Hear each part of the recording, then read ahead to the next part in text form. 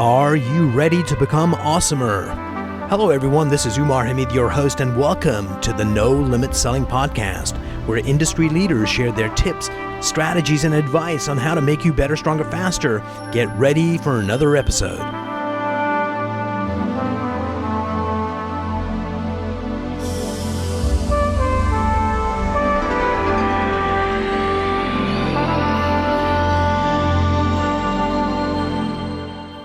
So today I'm privileged to have Dave Elliott. He's an international relationship coach. So if you got a girl next door, forget about it. But if you got one across the world, he's your man. Dave, welcome to the program. Thank you so much. Great to be here. Yeah, if she's a girl next door, I guess I'm not your guy. No, it still works. Awesome. So tell me, in 90 seconds, Dave, who you are and what you do. Well, as you said, I am an international relationship coach. I have clients all over the world. That's what I mean by that. And I'm an author. I'm a speaker. I'm a teacher. I'm a lover. I'm a toker. Oh, that's Steve Miller rap now. Actually, I just work with people and their relationships. I work with a lot of single women. I help them understand men a lot better so that they can bring out the very best in them rather than suffer through the worst from them. So, and I work with couples. I work helping them out as well. So anything in the area of human relationships I love, like negotiation too, or deal making, that kind of thing. So I just love helping people get along better, create more love in the world, one person or couple at a time. That's brilliant. When I was about 14, my dad and I were waiting in an elevator, ready to go down to the lobby, and Dad said, "I've got a book for you." And he handed me this book, and the title of the book read, Everything Men Know About Women. And of course, every single page in the book was blank. Yes, that's what I deal with. But so I don't have to know a whole lot, but I can fill in a few of those pages. Absolutely.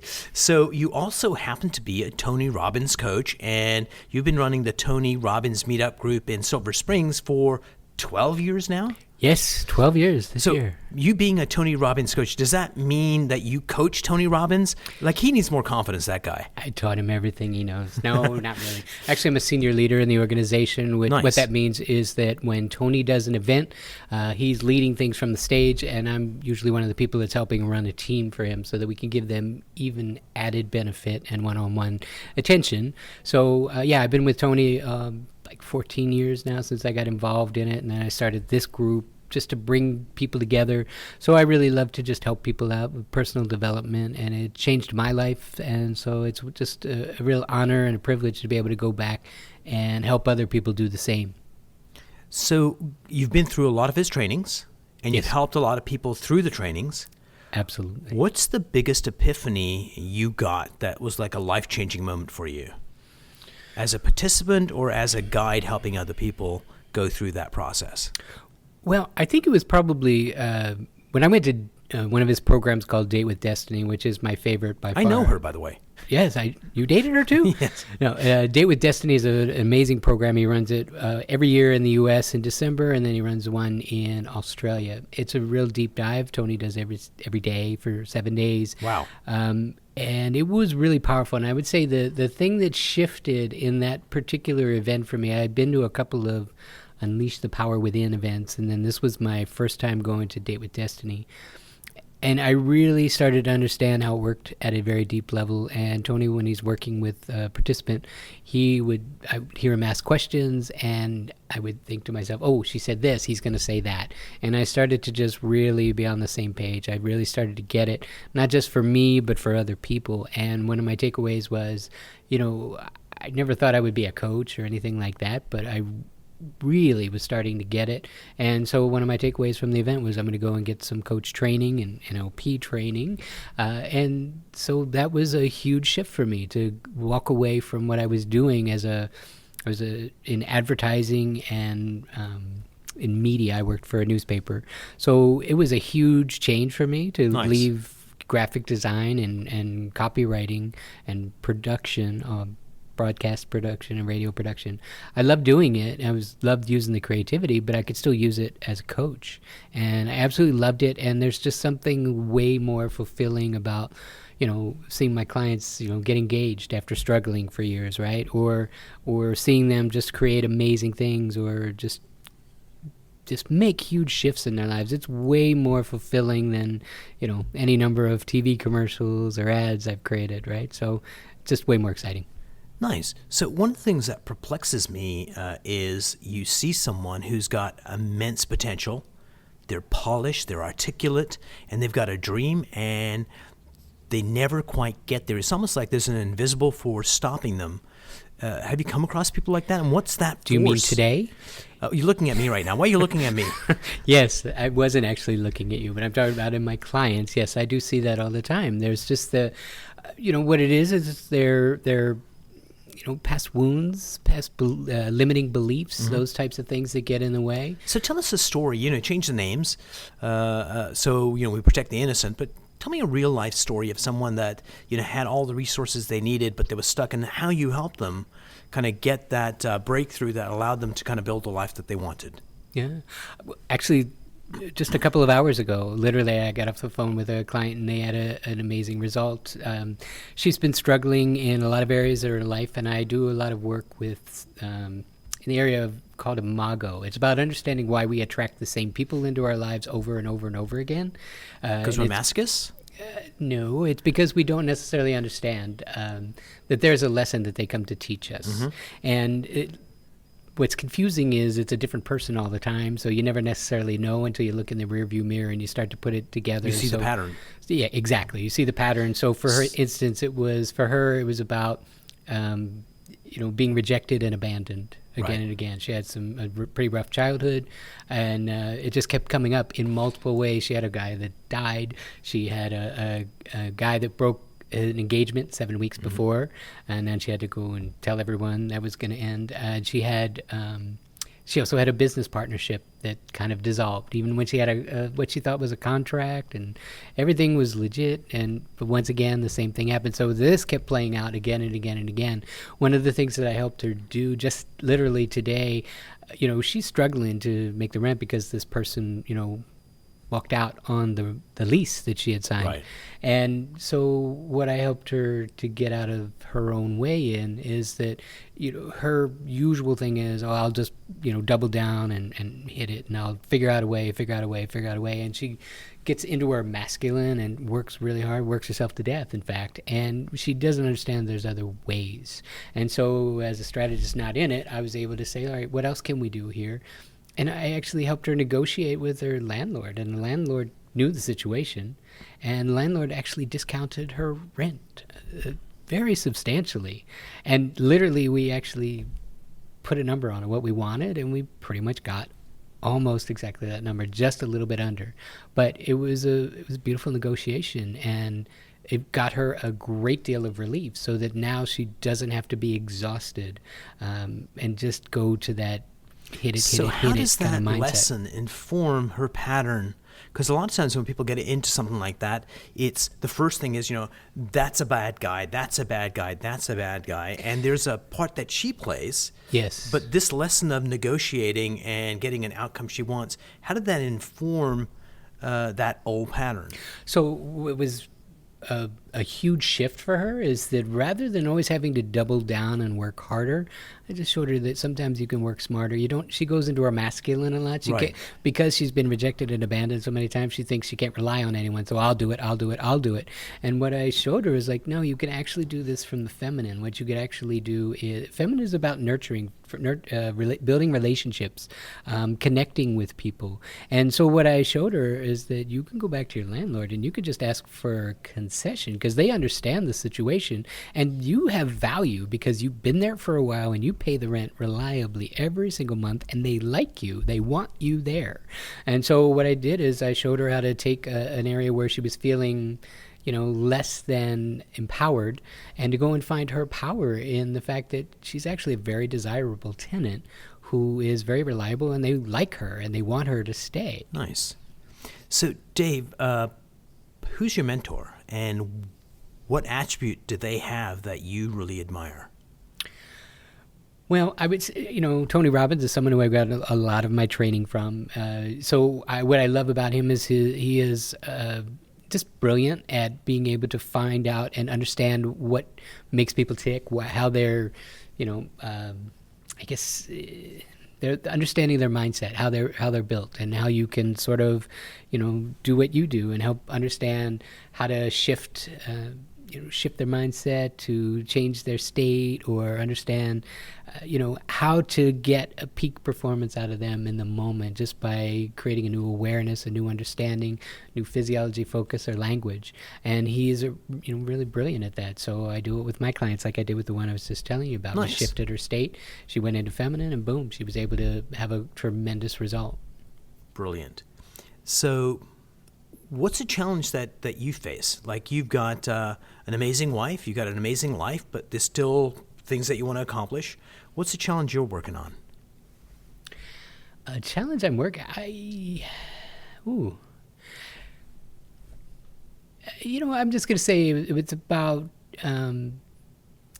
It's the old thing about when you run a business, self-employed, and doing the Working on it or marketing in type it? stuff. Yeah. Yeah, working on it or in it. Yeah, I would say, I kind of get lost in it when I'm working with clients, but then there's the other work behind the scenes, and I could always use some more help with that kind of thing, with marketing or assistance and that kind of stuff, just so I'm not doing some of that work, and so that I can really do what I do and focus on it. So Bring the highest do value more to of the that. world. Absolutely. Do what I do best, and then, send out the other stuff to other people who are great at that, who are doing what they love. So I need to be doing more of that. I'm doing some, and the more I do it, the more I love it. So I need to continue doing it. So tell me about, we all have fears. A lot of them we've overcome. What's a fear you have that you're looking to? What's that next hurdle? And I know we're kind of going deep in this topic, but what I'm finding is everybody that comes in the program, we always talk about how amazing they are and how easy it was. And there's lots of people listening that their fears are front and center. So tell me about a fear that you used to have that you overcame and how you overcame it. I would say probably the biggest one for me Was it a fear of questions like this? Yes, it was, putting me on the spot. No, actually the fear that I had to overcome to get into this line of work actually was I used to play the Mr. Nice Guy all the time. Right. Like, I wanted everyone to like me, and really what it came down to is, that's nice enough, quote unquote. But what really is, when you take a step back and you understand what is that for, it's really that you're just scared someone's not going to like you, and you're Confrontation. giving away all your power to other people to decide who you are and what you're about. And it's actually abject weakness to do that. So, for what we do, I put out advertising and stuff, and sometimes people will push back, and I'm really fine with, maybe I'm not the right coach for you, maybe it's not the right time. I really don't worry. Other people, I say, I'll support whatever you decide for you is the right choice. So let's deconstruct that a little bit, because I think there's an important lesson there. Yeah. Like, oftentimes we hold on sometimes with a death grip to our strengths, and sometimes they end up being weaknesses, like the need to be liked. We think, oh, that's a strength, that's amazing, but underneath it is something that's toxic. And sometimes we have clients that come in that kind of hold on to, that image of, I'm a great communicator, or I'm a compassionate person, and sometimes that's holding them back. Talk around that, how sometimes our weaknesses are hidden underneath perceived strengths. Well, I mean, it goes into, understanding personality and why we do what we do. Motive matters. And, the basis of a lot of Tony's work, and mine as well, is about understanding 6 human needs, why we do what we do. And again, Tell me about those needs. well, what I call it is serve-up pyramid, and basically it starts at the bottom, and we have a need for predictability, but yet there's also I a knew you were going to need say that. for unpredictability. You knew I was going to say that too. We also know that as variety. The next one up is we all have a need to feel valued or significant. Yes. We need to be liked, which is what that's about. And then the next one up is relationship, love and connection. It's a wide gamut. But we need both. Love is a little scarier, but connection is easy. We can come to a meeting and have connection, but to be in an intimate partnership, that's a little scarier for some people. So some people stay towards the other end of it. And then at the top, the top 2 needs in that serve-up pyramid is the need for expansion. We're constantly growing, or we're getting stagnant and moving backwards essentially. So you're green and growing, or brown and starting to go the other way. And then the last one is the S is about service. It's about giving back. It's about contribution, making a difference, knowing that it's not just about you in this world. So you're contributing and making a difference. And from my perspective, it is probably one of the big game changers because it presupposes gratitude. Nobody's going to serve other people and give things away if they are in scarcity. So it's just a great place to be. I heard somebody really wise say this one. There's 3 stages of life. One is when you believe in Santa Claus, and the second one is when you don't believe in Santa Claus, and the third one is when you are Santa Claus. So you're in that place of service where you're actually helping other people and doing amazing things, a more simplistic view of it, but a charming one, I thought. Yeah, that is nice. So what's something you know now, Dave, that you wish you knew 10 years ago that would have made a difference? It's that whole thing I was talking about, the Mr. Nice Guy. One of the things that, 10 years ago, I had a adolescent daughter who went from being really, really close to me to overnight thinking I was a big dummy. Yeah. And so that was painful transition for me because one thing I wanted more than anything was to be a great dad, and it was kind of painful when I realized that she wasn't going to see me as a great dad no matter what I did, and I had to be okay with that. And so one of the things I'm able to I use my stuff to teach my clients too. There was a point in time where I had to be okay with whatever she decided, and I don't give my power to her to decide if I'm a good dad. As a good dad, sometimes I have to tell her no. Sometimes I have to, disappoint her or not make her like me in the moment. And that's okay because that's my job. That's parenting. Yeah, exactly. So, it was a tremendous shift. But again, at that time, I was really kind of wanting to be that Mr. Nice Guy and have that close relationship that I aspired to. But here, I thought I was going to be one of her great teachers. She turned out to be mine.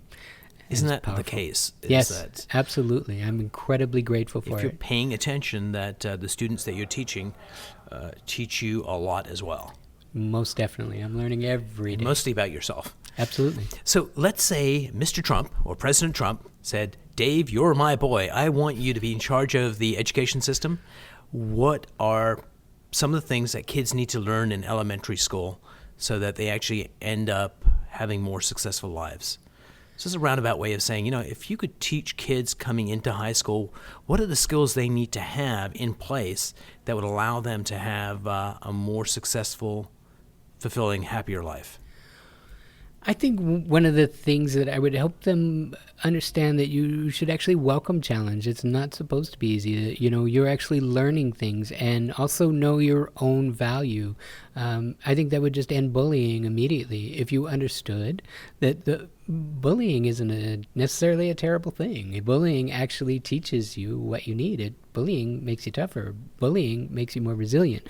Bullying makes you speak up. Bullying does a lot of good things that you wouldn't necessarily learn any other way.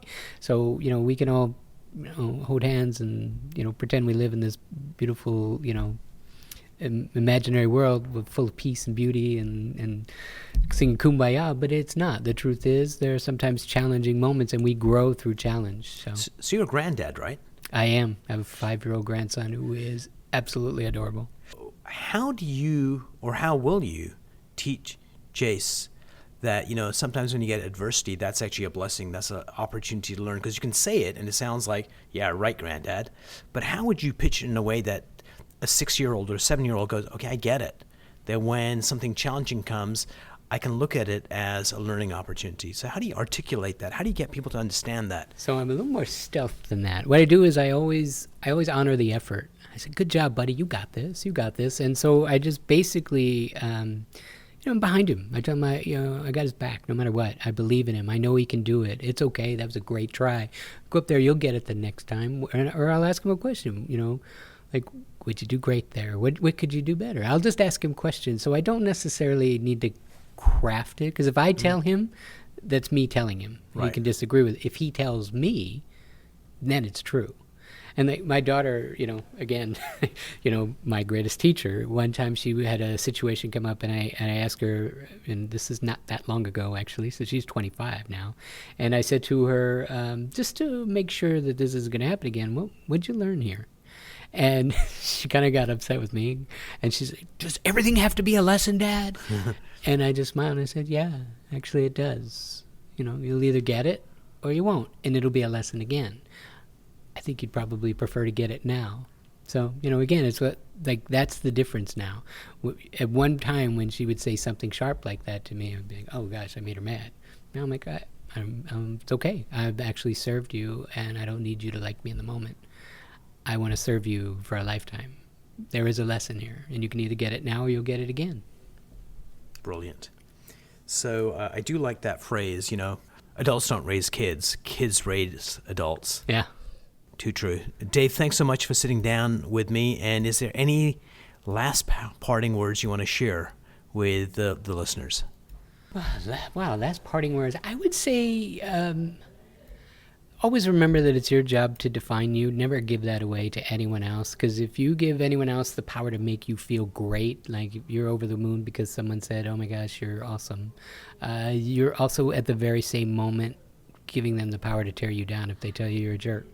And so if you kind of what we call equilibrate that, so neither get too high, nor you have an expectation of being an outstanding individual with high morality, and you try to serve people, and you just try to be a great person who treats people well.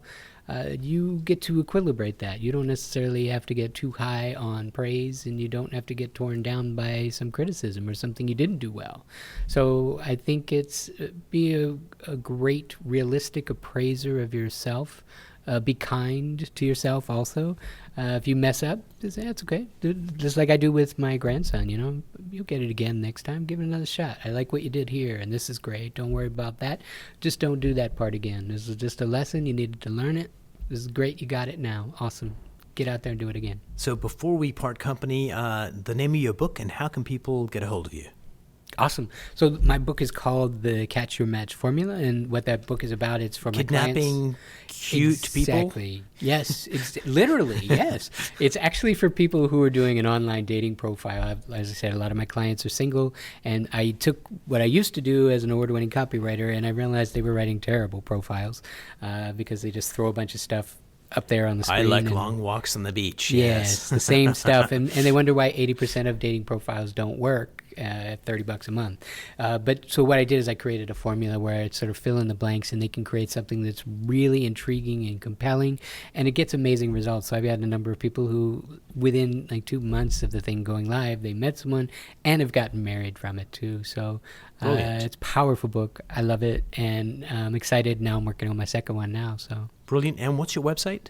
Website is legendaryloveforlife.com. Brilliant. Thanks so much for sitting down with me. Absolutely. My pleasure. Thank you, sir.